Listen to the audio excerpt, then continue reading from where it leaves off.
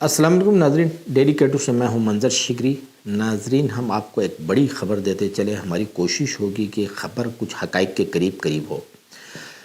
ہم آپ کو جو خبر دینے جا رہے ہیں وہ خبر یہ ہے کہ گلگت بلتستان اسمبلی کو 4.5 ماہ سے تالے لگنے کے باوجود قومی خزانے کو کتنے کروڑ کا نقصان ہوا ہے، کتنے کروڑ ایکسپینڈیچر ہوئے، لیکن گلگت بلتستان کے عوام کا اعلیٰ ترین منتخب ادارہ نہ کوئی اس دوران کوئی ایکٹ پاس کر سکا، نہ یہاں پہ گلگت بلتستان کے عوام کے مشکلات کا تذکرہ ہو سکا، نہ کوئی پالیسیز بن سکی۔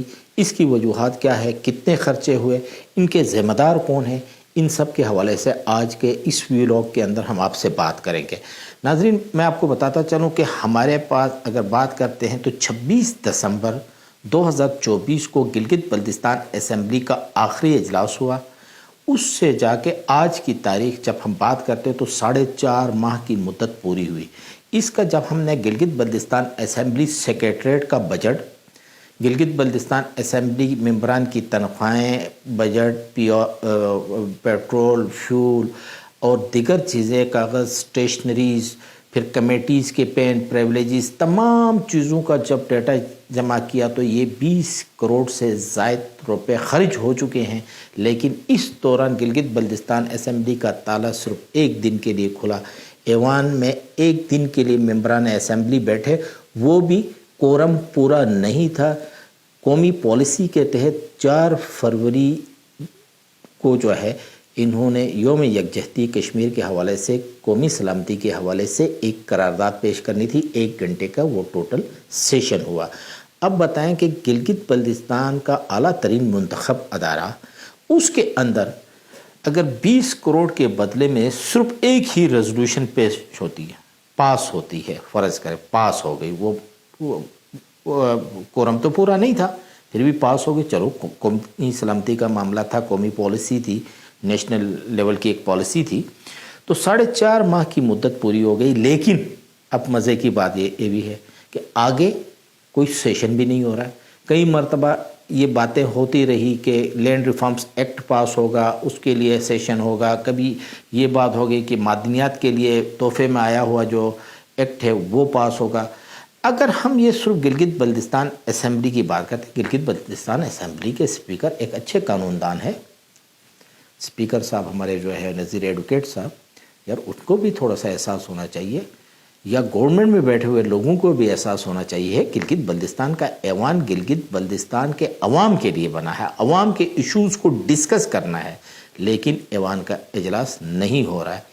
اس کے اگر حکومت کے اندر بیٹھے ہوئے لوگوں نے بھی کئی بار اس پہ تنقید کی، لیکن کھل کے تنقید نہیں کی۔ ہم آپ کو وہ اخراجات بتا رہے ہیں۔ اب یہ تو صرف ہم گلگت بلتستان اسمبلی کے اخراجات بتا رہے ہیں۔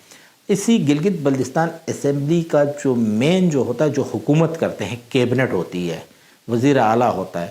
وزیر اعلیٰ سیکریٹریٹ کے بھی پچھلے 4.5 ماہ میں اگر ہم دیکھتے ہیں تو ان کا بھی لگ بھگ 20 کروڑ سے زائد کے اخراجات ہیں، جو ان کے پے پریولیجز جو ہے اس کے 20 کروڑ سے زائد۔ اسی طرح کیبنٹ کی طرف آتے ہیں، کابینہ کی طرف، جہاں پہ وزیر، مشیر، پارلیمانی سیکریٹریز، اسپیشل اسسٹنٹ، فلاں دوسرے تیسرے جو پین پریولیجز جو انجوائے کر رہے ہیں، وہ بھی 20 کروڑ۔ 4.5 ماہ کا یہ ڈیٹا ہے اور یہ آفیشیل ڈیٹا ہے۔ 20 کروڑ سے زائد کے اخراجات ایک ادارے کے، تو یہ 60 کروڑ 65 کروڑ کے قریب 4.5 ماہ کے دوران جو ہے آپ کے خرچہ تو ہوا ہے۔ لیکن گلگت بلتستان کے عوام کو اس دوران نہ بجلی ملی، اور نہ ہی اس دوران گلگت بلتستان کے عوام کے لیے کوئی اچھی سی پالیسی، یہاں کے ایجوکیشن ایشوز پر ڈسکس نہیں ہوا۔ جون میں بجٹ آ رہا ہے، بجٹ کے حوالے سے کوئی ڈسکس نہیں ہوا کہ کس مقصد کے لیے ہم نے بجٹ کو زیادہ کرنا ہے، کس مقصد میں بجٹ کو کم کرنا ہے۔ اگر ہم ان 60 کروڑ روپے کی بات کرتے ہیں تو گلگت بلتستان جو بجلی سے محروم ہے، 3 میگا واٹ بجلی اس وقت 60 کروڑ کے بدلے میں بن سکتی ہے۔ 60 کروڑ روپے سے 3 RCC کے کنکریٹ بڑے بریجز بن سکتے ہیں۔ 60 کروڑ روپیہ جو ان پہ ہم خرچ کر رہے ہیں اپنے اشرفیہ پہ، جن کو ہم نے ووٹ دے کے منتخب کیا ہے، انہی کے اوپر اس کو لا کے ہم ایجوکیشن کے، پرائمری ایجوکیشن پہ خرچ کرتے ہیں، تو جو ابھی حکمران جو ماتم کر رہے ہیں کہ ہمارے پاس HR کی کمی ہے، ایجوکیشن ڈپارٹمنٹ میں رزلٹ خراب آ گئے، ان کے رزلٹ اچھے آ سکتے ہیں۔ اگر ہم इसी 60 करोड़ रुपए को प्राइमरी हेल्थ पे लगाते हैं, जहाँ पे इंसानी ज़िंदगी के लिए, इंसानी ज़िंदगियाँ बचाने के लिए, उनको महफूज करने के लिए, तो एक बहुत बड़ा प्रोजेक्ट बन सकता है। लेकिन ऐसा नहीं हो रहा है, और न ही आगे कोई अंदाज़ा है कि कोई असेंबली का इजलास होगा। हाँ, फरमाइशी इजलास हो जाते हैं। अगर कल ही आज रात को इनको ऑर्डर मिल जाए कि आपने लैंड रिफॉर्म्स एक्ट को टेबल करना है, इनको आज ही ऑर्डर आ जाए, जैसे वफाक से एक तोहफे में एक्ट आया हुआ है, मिनरल्स का जो एक्ट आया हुआ है वो सामने आ जाए, तो ये तैयार हैं। लेकिन इतने ज़्यादा अखराजात के बावजूद गिलगित बल्तिस्तान असेंबली को ताला लगना, गिलगित बल्तिस्तान कैबिनेट ने अभी तक कोई एक्ट पे डिस्कस करके असेंबली को फॉरवर्ड किया हो, ऐसा भी नहीं हुआ। तो वज़ीर आला गिलगित बल्तिस्तान, गवर्नर गिलगित बल्तिस्तान और स्पीकर असेंबली, और इनको तो ये चाहिए कि वो कम से कम कोई इजलास बुलाए। गिलगित बल्तिस्तान के लोगों के इश्यूज़ है, कम से कम इंडिया के साथ इस वक्त जो सूरत हाल, कशीदा सूरत हाल है, उस पर कोई बातचीत करे, उस पर कोई इशू को डिस्कस करे। गिलगित बल्तिस्तान की पोजीशन क्या होगी, बड़ा इम्पोर्टेंट है ये। पाकिस्तान और इंडिया की कशीदगी के दौरान जो है ये गिलगित बल्तिस्तान की अहमियत सबसे ज़्यादा है, उस पर कोई डिस्कस करे, वो भी डिस्कस नहीं हो रहा है। तो इसी के साथ अपने मेज़बान को इजाज़त दीजिए। अल्लाह हाफिज़।